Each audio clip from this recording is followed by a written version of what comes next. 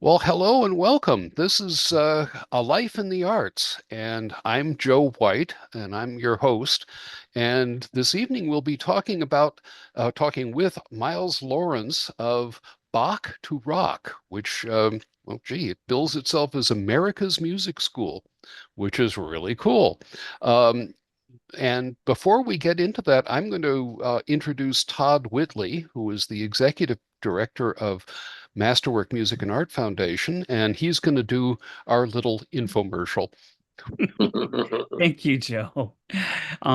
Well, for those of you that have stumbled upon this video and know nothing about the Masterwork Music and Art Foundation, I'm here to tell you it's been around for over 60 years. And today, it continues in a mission promoting excellence in the arts in a number of ways. We offer a Premier Award, which is a $10,000 grant to an artist or organization. We offer community arts grants that go out to individuals or organizations that support arts in the community. And we have this series here, Life in the Arts, where we really celebrate people who have committed their lives to the arts in various ways. And there's so much information and insight in these interviews that are hosted by our really beloved Joe White. So, Miles, I just want to thank you for sharing your story with us today. Sure, I'm glad to be here. Okay. Well, so I'm usually, so let me just parenthetically say, I met Miles, oh, gee, what, about a month and a half ago. Um, Yeah, and so I got to tour his school about a month ago and thought, gee, now Masterwork, the foundation, our tradition is pretty much in the classical world. We have produced concerts at Carnegie Hall. We've, had years and years of working on basically in the classical world. But it occurred to me that the next generation has to come from somewhere, and the people who are starting people on the road to a life in the arts, we need to hear about them too, and we need to help them find more people to start. So I met Miles, and I thought he would be a perfect life in the arts. So I guess the first question I usually try to ask people is, so how did you get here? Where do you come from? Where does uh, how did you come to decide that music was an important thing for you and that this was what you wanted to do with your life? sure. So I think it was just meant to be and in my DNA. You know, my dad named me after Miles Davis, so straight Right. away I had some big shoes to fill, and music was a big part of my childhood. Certainly growing up, I was exposed to a lot of different music through my parents, and then I have two older siblings, so it became a mix of different genres and styles of music that I got into at a very early age. But before music, I actually thought I was going to be an artist because I liked to draw and do like, sketching and draw cartoons and then do like more still life stuff until I saw my first pair of turntables and I said, "Oh, that looks cool." So I ended up, my dad was a DJ growing up. So that's kind of how I got started to really appreciate music. And I'm like, man, this is really fun. Buying records back then, putting it on the turntable and mixing two songs together. It was something that was very appealing to me. So I got started DJing in my teenage years. And there's a part of me where I was always a big fan of all kinds of music. I said, I really want to be able to play an instrument too, and maybe come up with music of my own as opposed to just playing other people's music Mhm. when I'm DJing. So one day I went out and I bought a bass guitar and I just started teaching myself how to play. And I fell in love with playing bass. I fell in love with playing the drums, which is my second instrument that I play all while DJing at time. I've DJed professionally for the last 14 years. And I had worked different corporate jobs, Travelers, Bank of America, that sort of thing. And this is when I was starting my DJing career professionally. And the more I made music a career, the less I wanted to do something more corporate and structured. So I said, I'm going to give this a shot. I'm young. I don't have any children. So while I'm young, let me just try and see if I can make a life in the arts, if you will, Yeah, because, it's not always encouraged. It's like, parents or whoever teachers say, well, how are you going to make money doing this thing? And it's not like it's not true. It's not like it's not true. But there was something about it that I was drawn to. I felt like that was what I was supposed to do with my life. So I continued on that path. I've lived in New York, I lived in LA doing DJing and music and that sort of thing. And I started learning how to produce my own music. The more I played bass and played drums and that sort of thing. I put my first album out in 2022, and that was like, okay, now I like how this feels working on music and then being able to release it. So I've been lifelong with music, heavy into it, and I wanted to have some additional income coming in from just I was going DJing to say professionally. need to pay the bills. You need to pay the bills as much as you love it. Mhm. It's hard to just do strictly that. And I came across Bach to Rock. They were hiring for a DJ instructor. I said, "Oh, I know how to do that. I've been doing that for the last 23 years." So, I applied for the DJ job and I started teaching DJing here. And they needed a bass teacher, which I also knew how to play. Mhm. So I started teaching bass and teaching DJing and really getting excited about working with kids that age because they have so many resources that we didn't have growing up. A school like this, or even something like YouTube, YouTube University, it's like a joke, but you can really go on YouTube and learn just about anything. And if I'd had something like the access to that, or something like access to a school like we have here at Baccarat at a younger age, I wish I had started playing bass or playing drums or playing any instrument earlier in life that I did. So it was something very appealing to me about working with kids as young as 5 years old and seeing them play their first note or their first chord or teaching them about song structure. And so the more I dealt with the kids here, I really enjoyed it. And this feels very rewarding. Well, And and I will say that in terms of YouTube University, I know orchestral musicians who work in, like serious orchestras, sure, and they're asked to play things that they've never heard all the time. right. And if it's not a brand new world premiere piece, chances are you can find it on You, YouTube, you and can. you can have an idea of what it is you're getting into. Exactly. The previous director here at the school, him and I developed, a very close relationship. And there was a position for an assistant to the director, like an admin role. And because, I'm used to working night, weekend, like, yeah, no, I can do it during the day. So I started learning more about the business side of running the school, doing a lot of different admin work, outreach, doing events for the school, that sort of thing, and dealing with clients. And he actually ended up leaving for a different position outside of the school, and the role was offered to me since I had been learning the ropes here.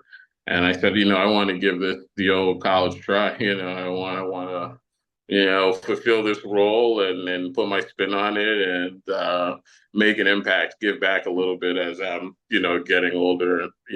I feel like it was a good position for me to kind of pass down my knowledge and really make this school work and really make an impact in the community as best as I could. Well, So and you're that's how I doing ended up here. well, and you're doing a lot of outreach in letting the community know that you're there. Right. And that's important because it's uh, I used to direct plays a long time ago, and it's one thing to get the thing on, it's another thing to get somebody there to see it. Right. And Sure. and Sure. if you don't have both, it isn't a fulfilling nor a long term proposition. So Yeah. that's great. So I don't know if you've got some pictures or stuff that you can share of your facility there, because I was really impressed that you've got a lot of really good stuff there. And Yeah, sure. yeah, Yeah, if I can turn the camera around and can we do like a virtual tour or? sure. Yeah, Okay, that's fine. I mean, cool. this is your So story. yeah, no worries. So right now, this is the room that I was in. This is our music studio where Hmm. we teach. We have kids come here. They can learn music production, audio engineering. They can record here. Uh, Hmm. just walking through. As you can see, we have the full studio set up here for bands to record if they would like. Hmm. And we can communicate through the glass and all that type of stuff. Then I will take you into one of our guitar rooms. Each room is named after a famous musician or band. Hmm. It's one of the rooms we teach guitar, where we got the Beatles on the wall there. It's another one of our piano rooms. Hmm. My original stomping ground. This is our DJ facility. A lot of kids have never touched an actual vinyl Oh, an record. actual vinyl record. No. They've never touched one before. They say, "What does this thing do?" And it And it's like, doesn't work on CDs. no, it does not. It does not work on CDs. Is right. And this is another room. My beloved bass Mm. room that we've got here, where I first started teaching some bass lessons out in the hall. Drum room. Mm. You can hear we've got people practicing in here. Student teacher. Oh, so that's actually like a little performance space. There you go. Hmm. That's the law of the land for the most part. Okay. The well, I was going to say, because this is equipping kids to participate in a whole bunch of different ways. Sure. It is. It is. We offer, piano lessons, guitar, bass, drums, voice, DJing, music production, audio engineering.